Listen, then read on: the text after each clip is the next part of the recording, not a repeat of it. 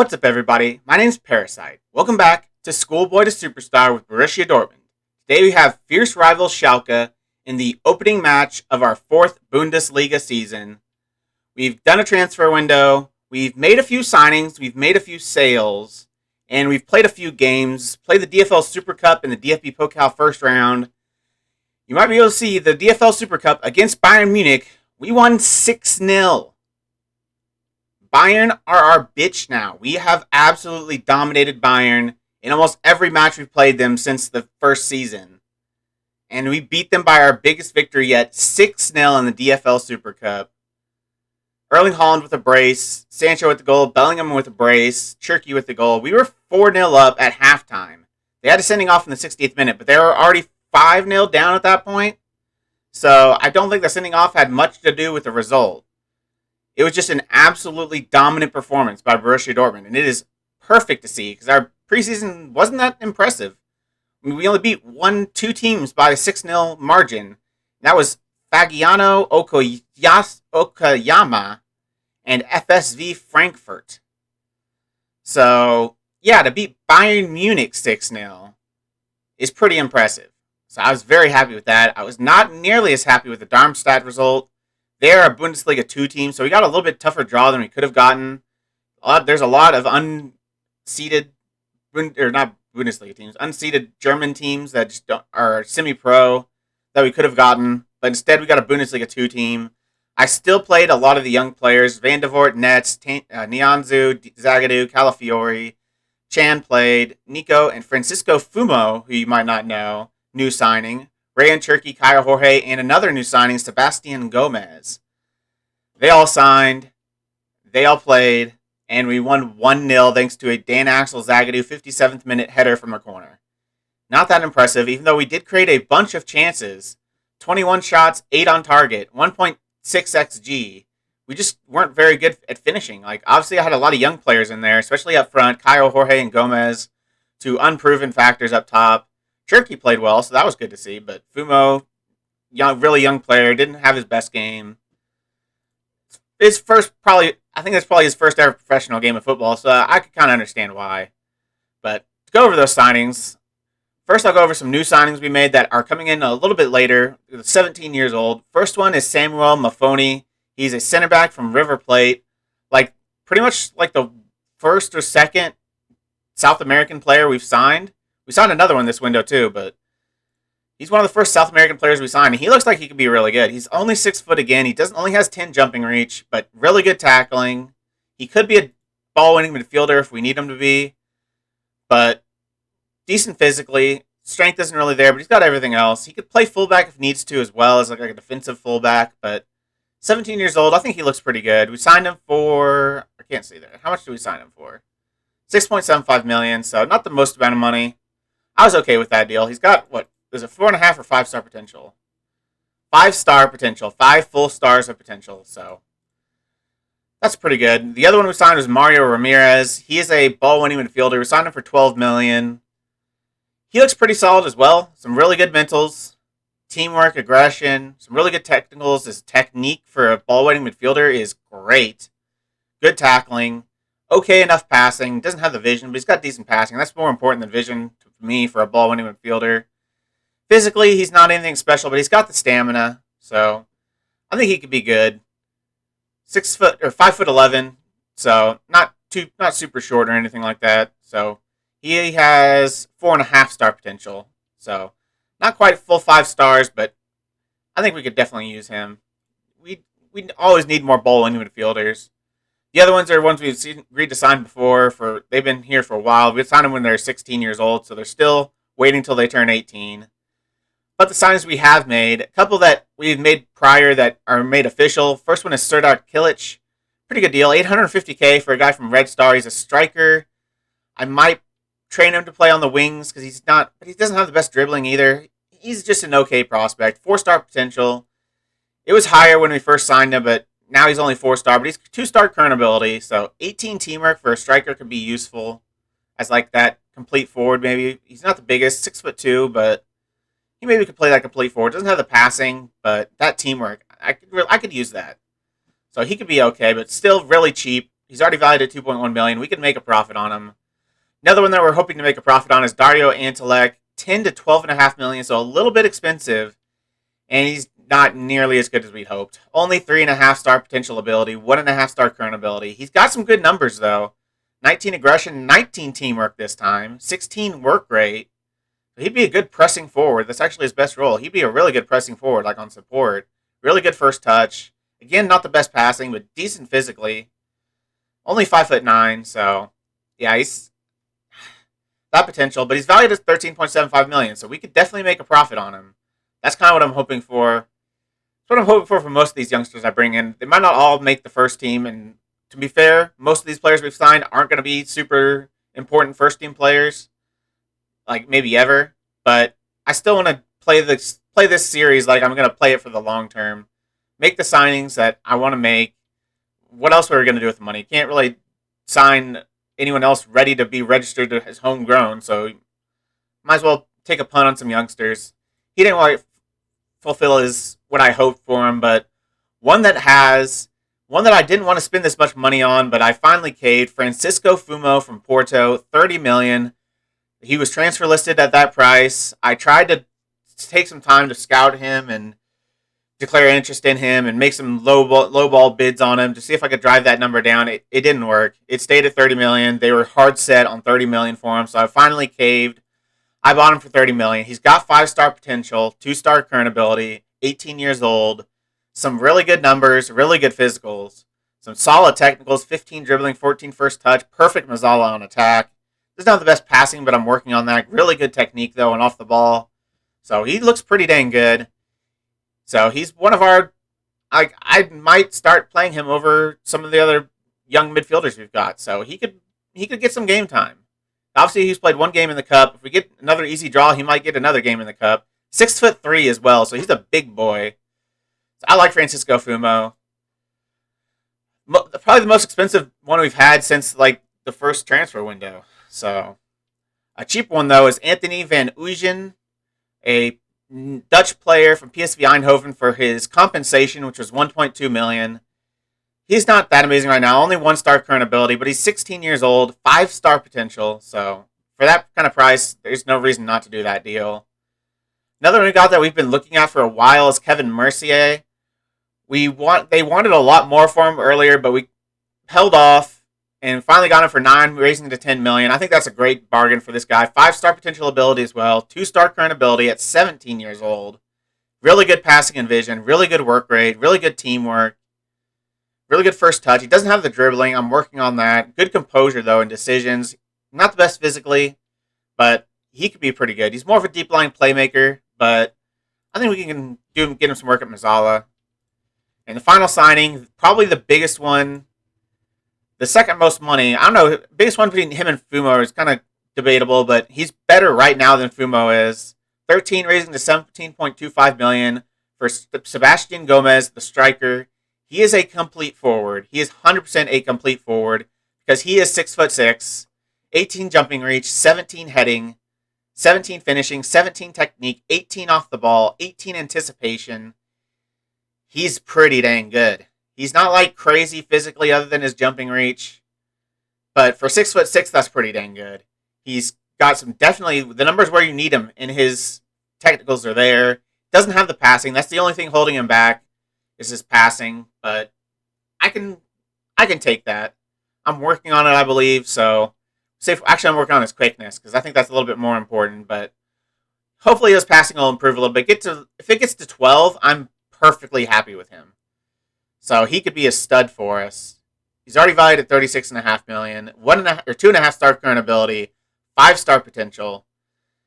He might be our most exciting signing yet. Sebastian Gomez, I'm very excited about it. And you can also see he has a face because we have used Zealand's regen face pack. So I've applied that to all of our regions. I felt like it was about time considering some of them were going to get some first team football, specifically Sebastian Gomez. Maybe a little bit of Francisco Fumo, but specifically Sebastian Gomez will be getting some first team football. So I wanted to give them player faces. So Sebastian Gomez has a face there. You already saw them for all the other players. Francisco Fumo. Kevin Mercier, even some of the ones that are already at the club have their faces in them now. Michael Fife, who's a really good high potential right back for us. Andre Bankovic, I'm really excited about. Thomas Eichinger, the homegrown player that ginned at the club. He looks like he could be really good. I like his player face. Pelivan is another one I'm really excited about. He's currently 3-star current ability at 18 years old with 5-star potential. His numbers aren't quite as crazy as some of the other young wingers we have, but he's got solid numbers for an 18-year-old. So he could be pretty good for us. So, yeah, those are all the players. Zakaria Morissette, another one that I think has a lot of potential at this club. Really good dribbling, finishing, first touch. That's amazing. And he's got amazing passing. And he's got good physicals. Doesn't have the teamwork, but he's a striker, so I'm not too concerned about his teamwork. Obviously, it's nice to have some strikers with teamwork, but you want some that don't, because you want them to be selfish.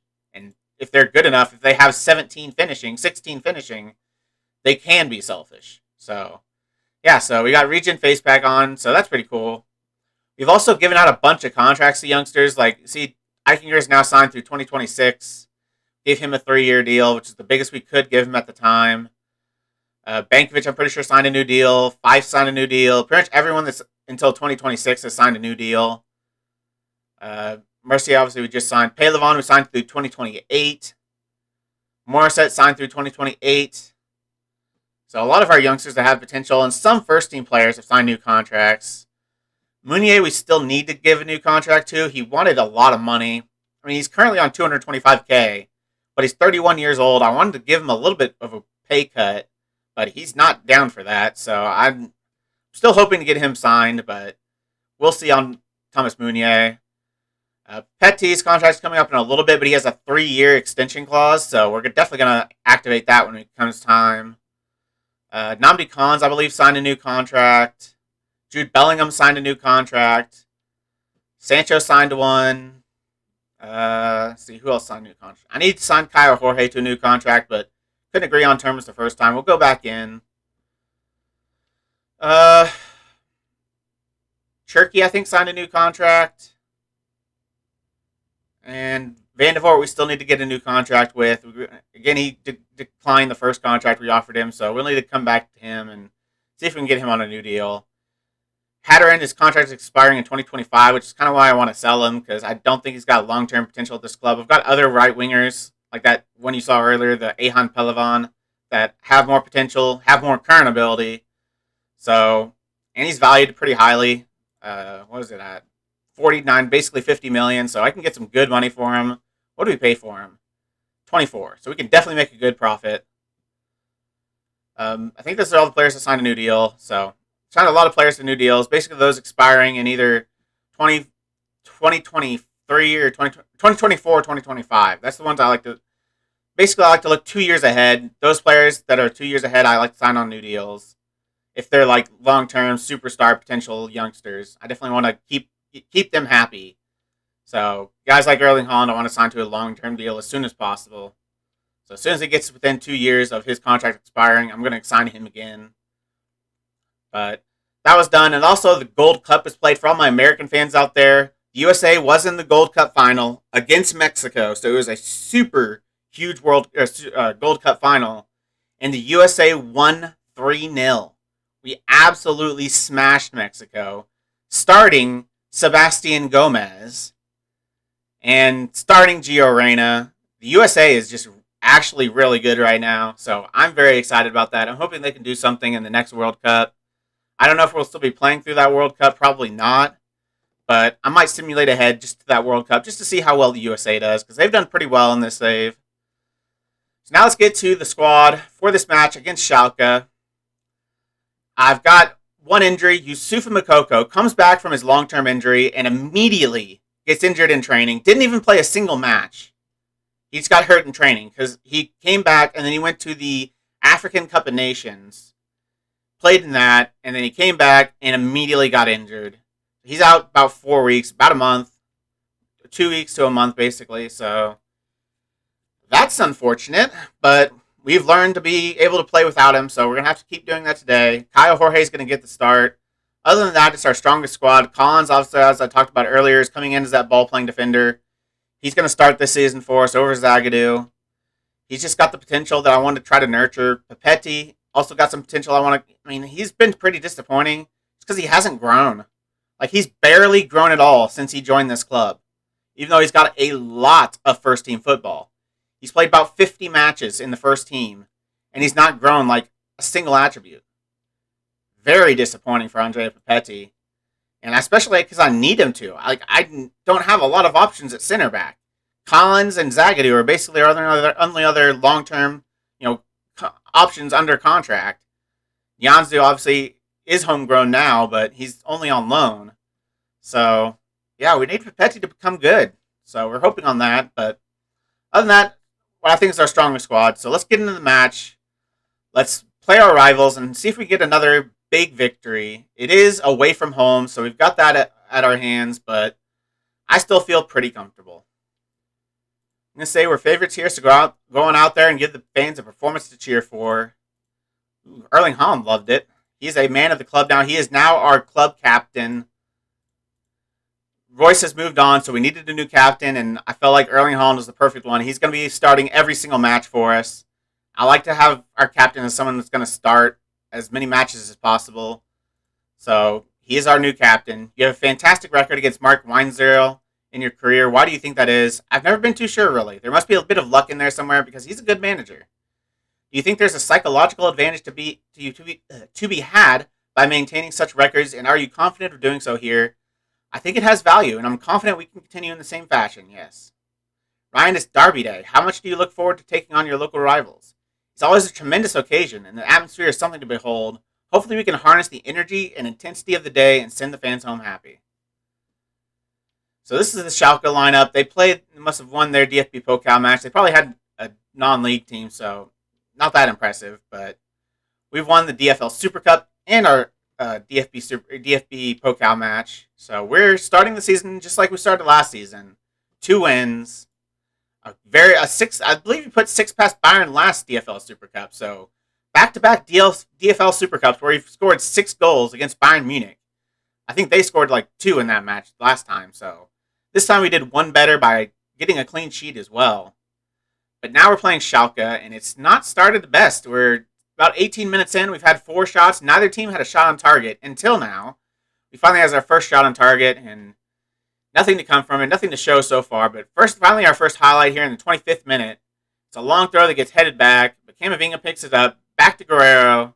Has a chance to put across him, but it gets blocked. Back to Reyna. Reyna kind of in an unnatural position a little bit there out wide. He can play out wide, but he's more of a midfielder for us, so typically like to see him going through the middle. That's where he causes all his trouble. As Sancho with a good shot. A good save from their goalkeeper, though. And I think Kyle Jorge gets a touch to it to send it out for a goal kick. That's unfortunate. That was a very good chance by Jadon Sancho. That was a good shot. As Jude Bellingham from the header. He doesn't score many of them, but he has started this season off on fire. I said a couple episodes ago that I was really disappointed in Bellingham last year. He had a very average season, but he started this season off amazing. He had a 10 for 10 rating in the DFB Pokal match. Was that DFB Pokal or was it the... No, I think it was the DFL Super Cup. He had a 10 out of 10 rating. 2 goals, 2 assists. So he started this season off very well. Now he has a goal in the league. Kyle Jorge now has a chance through on goal. He's got 2 defenders with him, though. He's going to have to do well from that angle, and he doesn't. Hits it right at the keeper. An easy save from Martin Paes. And that looks like it's going to be the halftime score. 1-0 to Borussia Dortmund. 11 shots, 5 on target. They don't have a shot on target yet. Defensively, we've been great. Offensively, we've kind of squandered our chances a little bit. Haaland, again, having a poor game. He's had more bad games in the last 3 episodes than he has the rest of the series combined.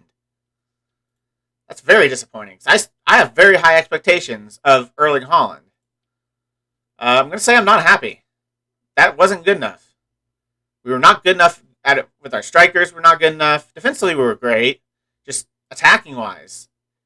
Need to create better chances. Don't even have 1 XG from 5 shots on target, 11 shots in total. Need to create better chances. I need to put away the chances we get. Like, Erling Haaland's known for scoring tough chances. And he's not doing that today. He's not getting the best of looks, I guess, according to the XG. But usually he still finds a way to score him because he's Erling freaking Haaland. the best striker in the world. Definitely the best striker in the world now. He won the Ballon d'Or. He won Best Player in Europe. He won every award you can get as a striker. Top European goal scorer, everything. Went to Erling Haaland. And he is the best striker in the world. He needs to play like it, because he's not so far today. Reina looking for another assist, though, with the corner. Doesn't quite get it in. Gets headed out by Schalke player. Sancho with a bad ball, but Collins picks it up. Collins has been solid today. 6.8. Defensively, they've not done much. They've done better, a little bit better this second half. Our entire defense is on a yellow. That's not ideal. I think I'm going to take Meunier off. Bring on Luka Netz. Might take off Guerrero, too. I might just leave the center backs on yellows. It's dangerous, but I never liked subbing off a center back just because I feel like they have a good. Oh, that's okay. I might sub off Papetti. After that, I might sub off Papetti as the shot goes off the post and into the goalkeeper's hands. Yeah, I'm subbing Papetti for that. That was not good. Switch Nnamdi Collins and Zagadou. Zagadou's left-footed. Collins is right-footed, so I want to have them on the correct side. I might make Guerrero my last sub. Rain is tired, but he's playing well. Haaland's not playing well, but I can't sub Erling Haaland off. If it's only a one-score game, if they score, I need Erling Haaland on the pitch. I'm going to bring on Calafiori. Sub off all of our yellow-carded players except for Collins, but he's played well, so I have faith he can see this game out without getting a second yellow. Tell the team to focus. If it'll let me go to instructions, I'll waste time. And it looks like we might see this game out. Not the most impressive victory. 2 very unimpressive victories in a row. But again, had a bunch of chances. 18 shots, 9 on target. Just not creating the best chances and not putting away tough opportunities. Pretty disappointing. Erling Haaland with the worst game of anyone on the pitch. Literally the worst game of a single player that touched the pitch today. On our team, at least. I'm sure they had some bad players. 6.3, 6.3, 6.4, 6.5. I don't know what their subs were. I don't know why it's not showing them, but yeah, they didn't have a great game, but we didn't have our best game either, but we still got the victory. I'm going to say that was a bit of a let-off, though. They agree, as they should. Beating your bitter rivals must make this a particularly pleasing victory for you. You can see what these games mean to the fans, and I'm so pleased to get this result for them. Caio Jorge didn't seem to have much luck in front of goal today. What do you think? Why do you think that was? I can't fault him for anything other than his end product. He played really well overall. He had a solid game. He had like a 6.8, so he didn't play poorly. He just didn't put away tough chances. And Caio Jorge, I don't really expect that of. Erling Haaland, I do. Caio Jorge, not really. He's still a young player, still developing. Defeat hard to swallow. Sucks to be you. So that's the first game of the season underway. Done and dusted. So when do we come back? I want to really get through this season pretty quick because there's obviously still not fully homegrown at clubs, so there's nothing really to play for. Let's see. Like all the good teams, we're playing a lot of good teams early. Schalke, Leverkusen, Hertha, Augsburg. Then we get a pretty easy stretch there. Nuremberg, Stuttgart, Frankfurt, Freiburg, Hanover, Köln. And then DFB Pokal second round. I might just go all the way to Bayern Munich, to be honest. I might go 3 months and go straight to Bayern Munich because I don't see any other game I want to come back for. I definitely want to come back for Bayern Munich. Maybe actually there should be Champions League matches in there. Yeah. I guess we'll come back for a Champions League match. We'll see when those get scheduled, who we get in our group, and which game we'll come back for. But we'll come back for the Champions League group stage. That's going to be the end of the episode, though. So if you made it this far, why don't you like the video, subscribe, and click the bell. The links to all my socials are also in the description. I really appreciate all your support. Thank you all for joining me, and I'll see you next time.